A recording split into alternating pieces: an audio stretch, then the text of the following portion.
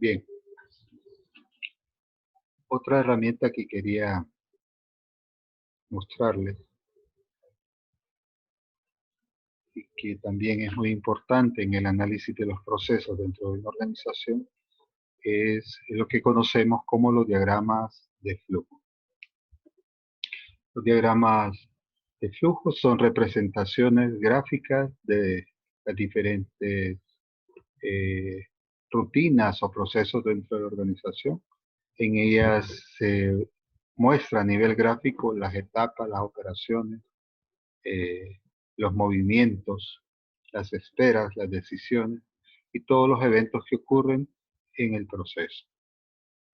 El primer método de diagrama de flujo fue introducido en el año de 1921 por Frank and Lillian Gilbert con el objetivo de documentar un análisis que estaban haciendo de los procesos de trabajo. El objetivo entonces de Gilbert fue representar de forma gráfica y de manera sintetizada el estado actual de un proceso. De esta manera, poder obtener una visualización de todo lo que se estaba haciendo, cómo se estaba haciendo, qué actividades dentro del proceso o rutinas estaban aportando valor y cuáles de ellas definitivamente estaban de más o no estaban añadiendo valor al proceso global que se estaba analizando.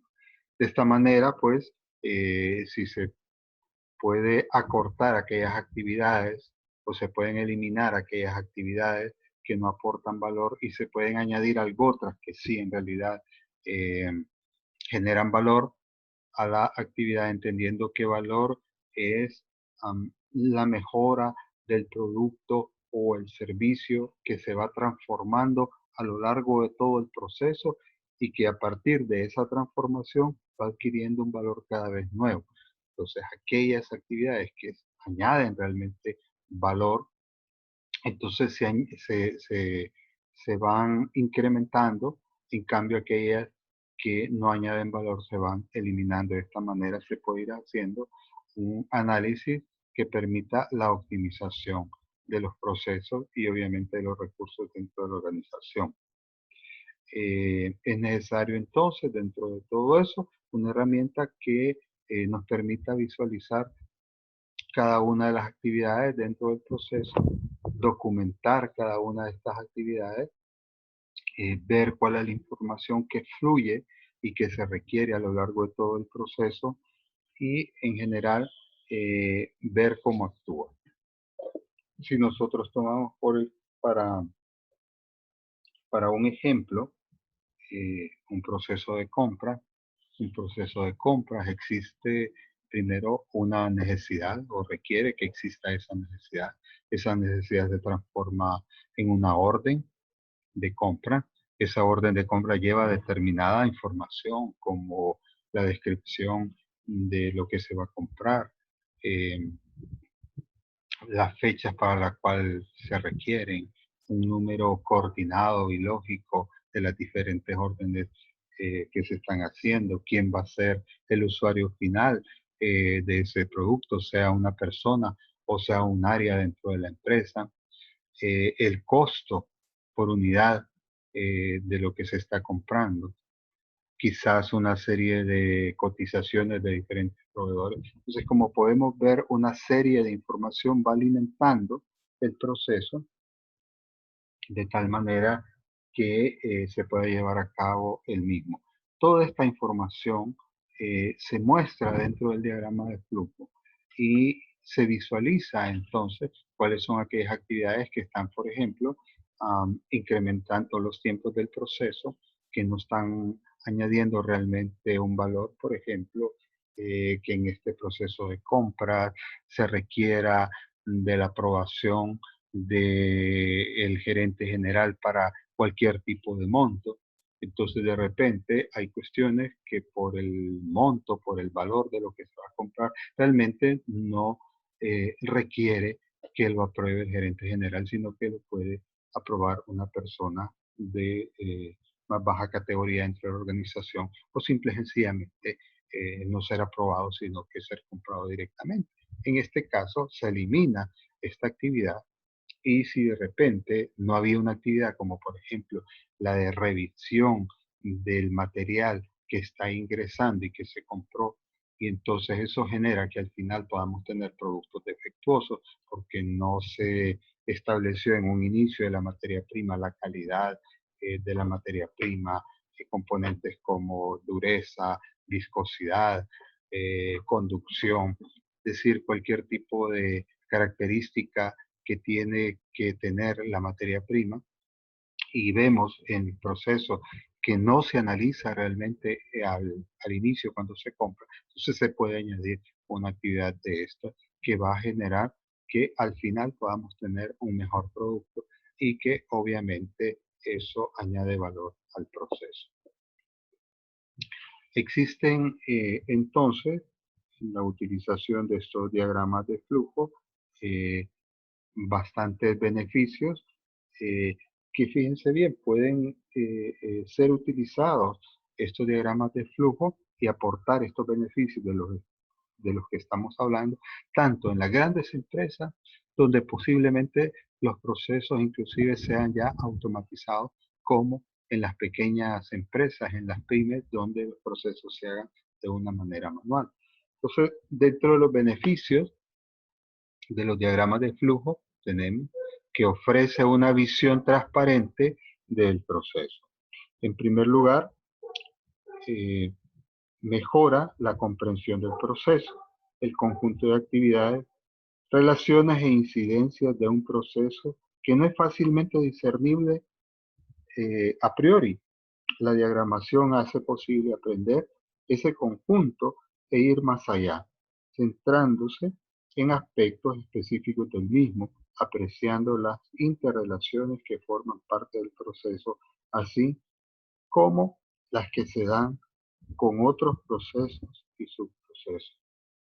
Es decir, que la transparencia viene en el momento mismo en que nosotros podemos ver cuáles son las interrelaciones que existen entre cada una de las actividades y las interrelaciones que existen con otros procesos. Por ejemplo, un proceso de compra va a tener una interrelación directa con un proceso en la parte contable, donde se tiene que registrar la transacción. El proceso de compra ofrece una actividad, en actividades, datos que son correctos, que son precisos, ayudará a que el momento en que se haga la partida contable, esta también no tenga que volverse a repetir de ninguna manera, porque la información que se suministra es clara y transparente. Así, esa interrelación y esos límites dentro del mismo proceso ayuda. También permite definir los límites del proceso. Algunas veces estos límites no son tan evidentes, es decir, no están claramente definidos los distintos proveedores y clientes internos o externos que están involucrados dentro de un proceso, lo cual de alguna manera limita el establecer tanto el proceso mismo como las relaciones dentro del proceso. La cuestión de los límites entonces se vuelve vital al estar los procesos relacionados entre sí. Es decir, ¿dónde comienza realmente mi responsabilidad o la responsabilidad de mi área y dónde comienza la responsabilidad del proceso subsiguiente?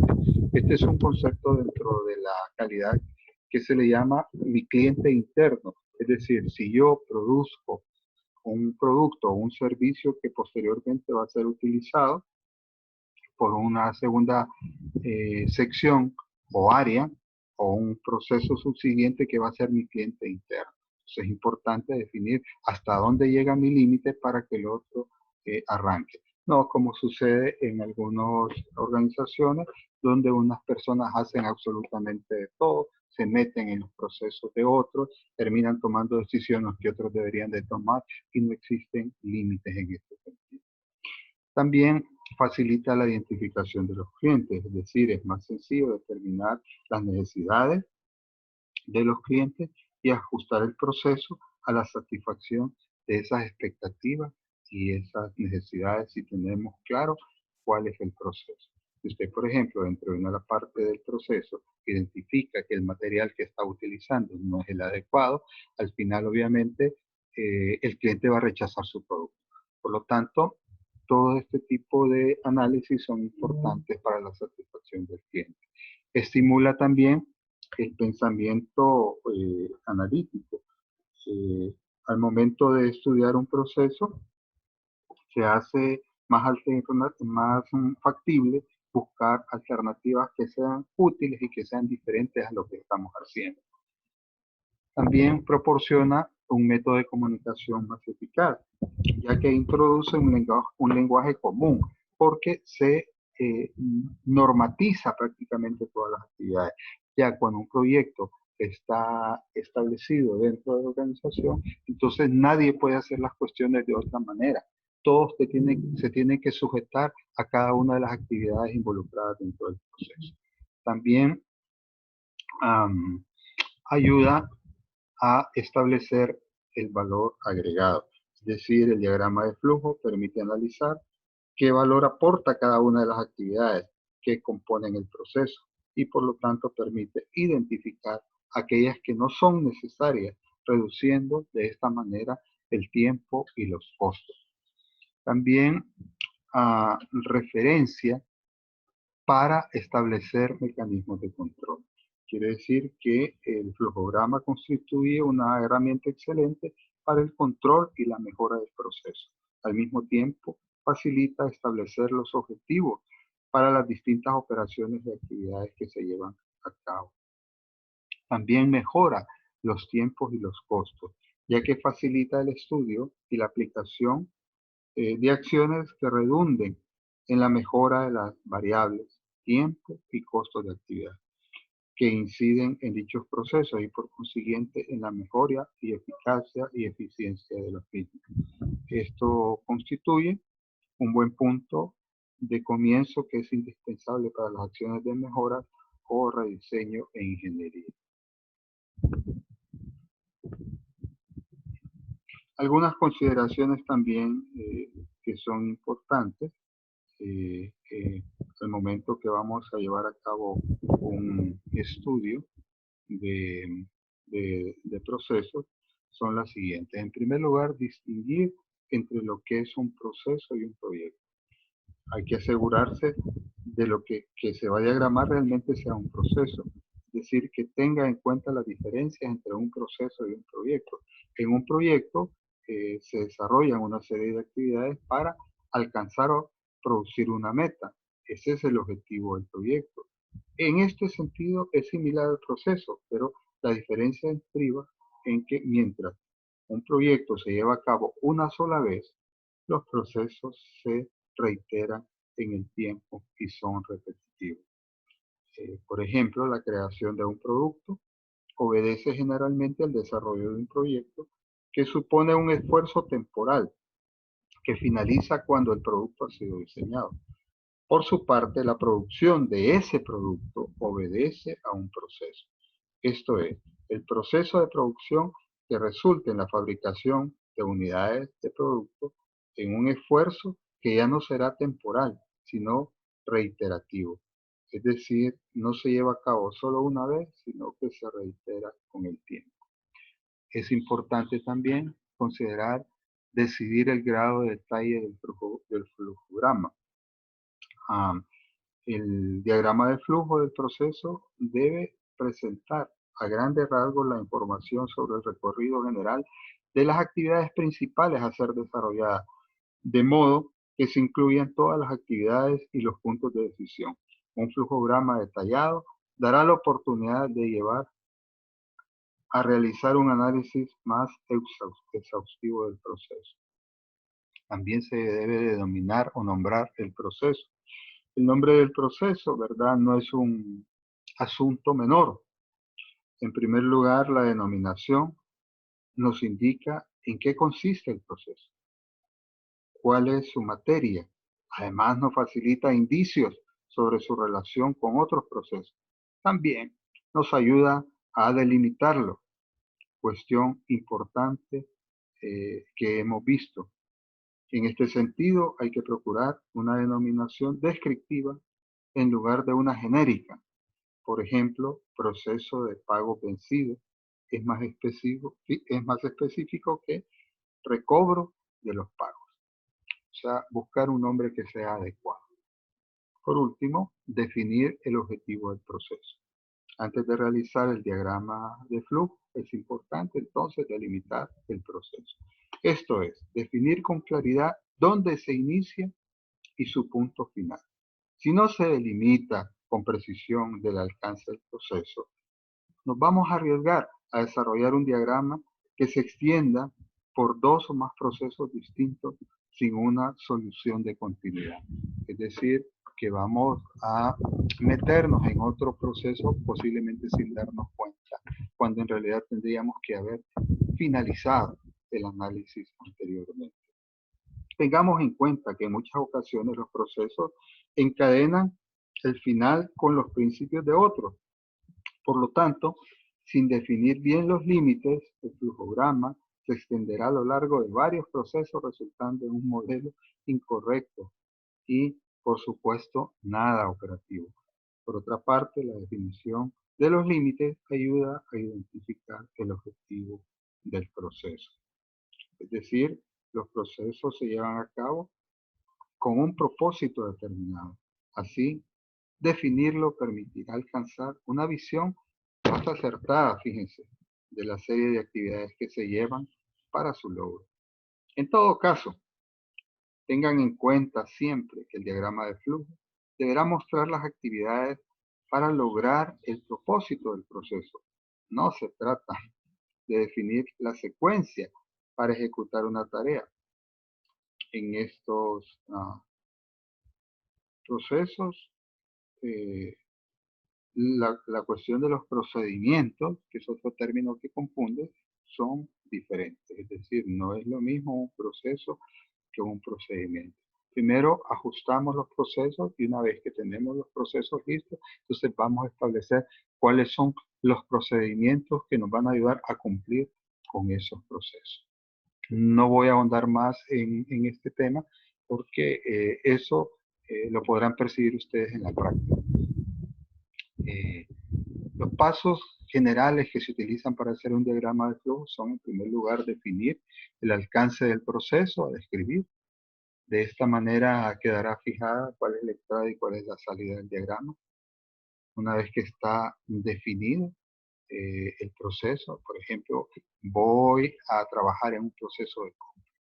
Voy a trabajar en un proceso de almacenaje de materia prima. Es decir, ahí ya prácticamente planteé el límite. Identificar y enumerar las principales actividades o los subprocesos que están en el proceso de escribir.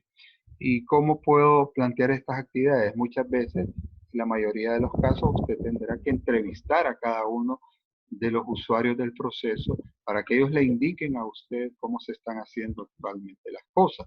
De esta manera pueda usted hacer un primer diagrama con el estado actual del proceso y pueda mejorarlo a través de la creatividad y el análisis que usted realice del proceso. Posteriormente, una vez que usted lo mejore, entonces será necesario llevar a cabo la implementación conjuntamente con un programa de capacitación a cada uno de los usuarios de las nuevas rutinas que usted está implementando.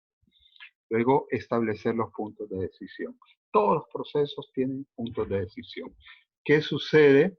Un punto de decisión es cuando nosotros tenemos una interrogante en el caso en que las rutinas se puedan bifurcar dado a un evento que le haga preguntarse a usted, ¿qué sucede si pasa esto? ¿O qué sucede si esto no pasa? ¿Ya? Por ejemplo, si usted va a solicitar un préstamo, ¿ya? Entonces va a solicitar un préstamo, usted puede preguntarse, ok, ¿qué sucede si me aprueban el préstamo? Ok, si me aprueban el préstamo en el banco, entonces voy a ejecutar mi proyecto. Y si no me lo aprueban, ok, si no me lo aprueban, entonces posiblemente pues no voy a ejecutar el proyecto y termina ahí. O voy a buscar financiamientos en otros organismos financieros que no sean necesariamente los bancos, como por ejemplo las cooperativas, como por ejemplo solicitar un préstamo. Y así esto se puede ir llenando de una serie de bifurcaciones que es necesario conocer de antemano y que en la jerga de administrativa de flujo de diagramas de flujo se conoce como puntos de decisión. Otro paso es construir el diagrama respetando la secuencia cronológica y asignando los correspondientes símbolos. Es decir, hay una simbología para hacer diagramas de flujo que la vamos a ver a continuación. Y obviamente usted no puede empezar con unas actividades que en la cronología de tiempo van adelante, ¿ok? Y que usted los quiere poner antes. Lo que sí se puede hacer en los diagramas de proceso es que de una actividad que va adelante, usted pueda regresar nuevamente a una actividad hacia atrás y volver a repetir una rutina que de repente se vuelve necesario para depurar, para filtrar o porque es una rutina repetitiva. Luego tenemos fijar un título al diagrama y verificar que esté completo y describir con exactitud el proceso elegido, que creo que eso se explica por sí mismo. Aquí podemos ver una serie de símbolos que se utilizan. Por ejemplo, este símbolo que tenemos aquí indica el inicio del proceso. Luego un rombo señala un punto de decisión. En este punto de decisión nosotros podemos tener ¿qué pasa si? O sea, si sucede, entonces la bifurcación se va por aquí. Si no sucede, entonces continuamos por aquí. O puede ser al contrario, no importa. Luego tenemos ya una serie de símbolos como esos de archivos que indican, por ejemplo, la cantidad de documentos que entran o que salen de determinada actividad dentro del proceso. Así, por ejemplo, cuando nosotros colocamos varias carpetas, estamos indicando que hay un documento original y que detrás de ese documento original hay N cantidad de copias. En este caso, serían 2 copias por un original. Luego tenemos un recuadro, que es un conector de un proceso, es una conexión o enlace.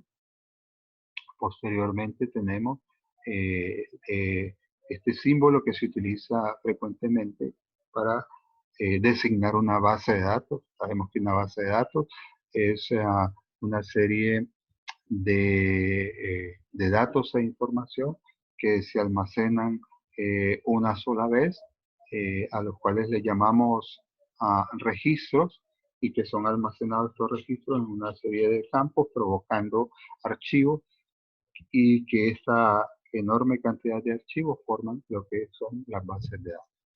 Luego tenemos aquí un recuadro que significa actividad. Es decir, cualquier actividad que tengamos que hacer la vamos a simbolizar con este recuadro. Por ejemplo, una actividad puede ser, qué sé yo, en un proceso de compras, una actividad puede ser comprar determinado material o cotizar determinado producto, etc. Luego tenemos aquí ya un documento que es parecido a este, solo que en este caso, como decía, hacía referencia a multidocumentos, aquí estamos hablando de uno solo. Estamos hablando de el rombo perdón, el círculo para una inspección, un triángulo cuando hablamos de un proceso en el cual necesitamos hacer una demora o necesitamos archivar. Entonces, una acción cuando archivamos expedientes. En un caso de producción, puede ser cuando archivamos materia prima. Y por último, esta que es muy importantísima, que es la línea de flujo. Es decir, esto nos indica la trayectoria hacia la cual tiene que ir el flujo dentro del proyecto. Aquí tenemos diferentes tipos de cómo poder hacer un diagrama de flujo. Yo voy a mostrar 2 nada más, que me parecen lo más importante. Tenemos este flujo que es vertical. Ustedes pueden ver que aquí se inicia este proceso, que es un proceso de recepción de materiales. Después de que se inicia, se hace una inspección visual. A partir de esa inspección se establece si los materiales son defectuosos o no lo son. Si son defectuosos, entonces automáticamente se rechazan y se mandan al proveedor. Tiene que se genera un reporte. Aquí podríamos utilizar nosotros una simbología de documento indicando que aquí se genera una información, en este caso no está, y se termina ahí automáticamente el proceso. Si no se termina, entonces posiblemente podríamos armar otro rombo aquí que nos mandaría nuevamente a otra inspección visual y así hasta que se logre aprobar. Entonces, en el caso que se logre aprobar, es decir, que no tiene defecto, se requiere de una inspección. Si se requiere, se vuelve a hacer esa inspección. Si se acepta, pasa a colocarlo en el inventario, si no, se devuelve. Ok, este tipo de flujo se le llama diagrama de flujo vertical porque, como pueden ver, está hacia abajo. Tenemos otro que lo que me gusta a mí es que muestra cada una de las áreas por las cuales tiene que atravesar el proceso. Entonces tenemos aquí nosotros 3 áreas. Tenemos el área de ventas, el área de contabilidad y el área de manufactura. Este es un proceso de cumplimiento de pedido. Entonces aquí está bien macro, no está tan específico, pero nos ayuda un poco como ejemplo.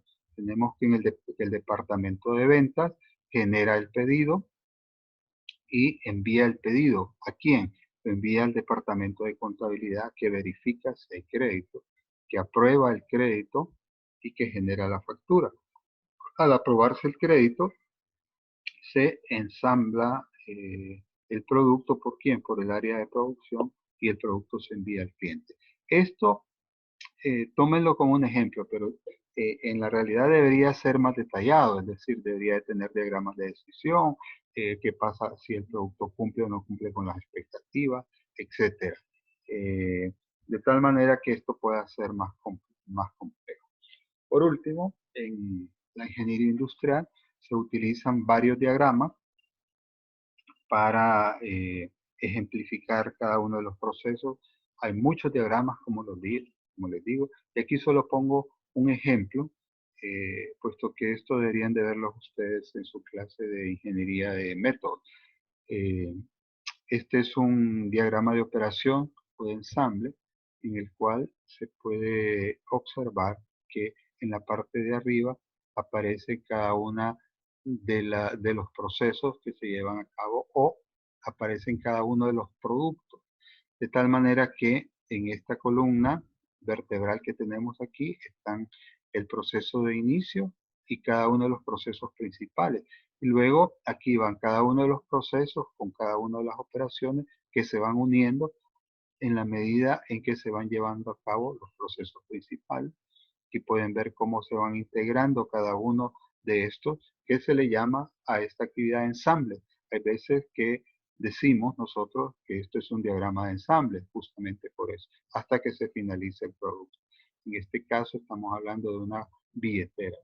Existen en la ingeniería industrial también diagramas de planta, donde se muestra cómo fluye el producto a lo largo de una planta. Existen diagramas de procesos, como los que mostré anteriormente, pero utilizando otro tipo de herramienta gráfica. ¿Okay? Existen diagramas de hombre-máquina, donde se muestra la interacción entre el hombre y la máquina de cada una de las actividades y los tiempos que consumen cada uno de ellos. Como pueden ver, este es un tema pues muy importante. Por último, hablar un poco de lo que son los workflows. Los workflows son flujos de trabajo que normalmente se utilizan para automatizar los procesos de documentación dentro de las empresas. De tal manera que estos flujos de trabajo ayudan en el control y la gestión de la documentación. Ayudan, por tanto, a integrar el trabajo entre las personas y las computadoras, porque son procesos automáticos, con la finalidad de reducir los tiempos y aumentando el control, que el trabajo se pueda hacer de una manera más productiva. Se persigue a través de todo esto que toda la información esté normalizada, es decir, que como todo mundo utiliza el workflow, entonces se utilizarán los mismos formatos, se utilizarán los mismos procesos, se utilizarán las mismas tareas.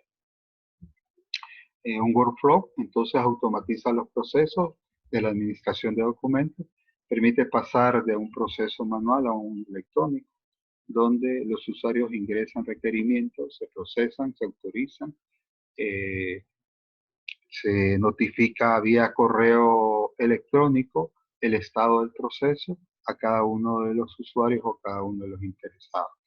Eh, ah, este es un ejemplo de una empresa que utiliza una documentación de ofertas comerciales de tal manera que define los estados de la documentación y en función de los estados puede informar a cada uno de los usuarios cuando, por ejemplo, se ha entregado una oferta, automáticamente se notifica por correo electrónico, tanto al cliente que su oferta fue entregada como a la persona que lo va a analizar, que está lista para su análisis.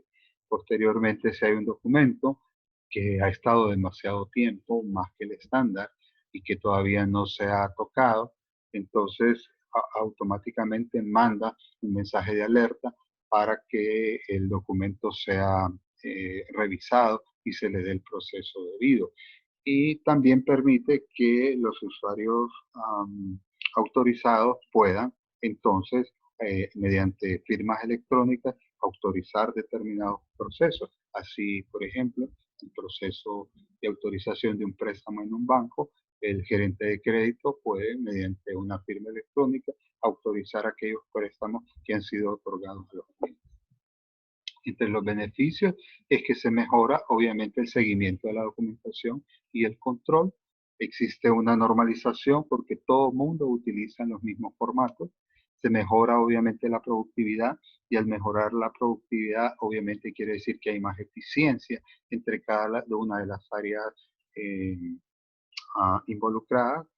Se mejora también el aspecto de costos porque entonces ya no hay necesidad de tanta supervisión como es en el caso del proceso manual. Los procesos se acortan, ayuda en la mayoría de los procesos. La mayor parte de los problemas eh, de un proceso de trabajo se conocen por anticipado. eh, por tanto, el esquema del flujo de trabajo permite adelantarnos a posibles fallos que se puedan tener y anticipar las soluciones. Y facilita la circulación de la información dentro de la misma empresa, disminuyendo los tiempos de atención entre cada uno de los departamentos, entre los clientes y los proveedores. Bien, con esto damos por finalizado este tema y les dejo algunas fuentes bibliográficas importantes al respecto. Muchas gracias.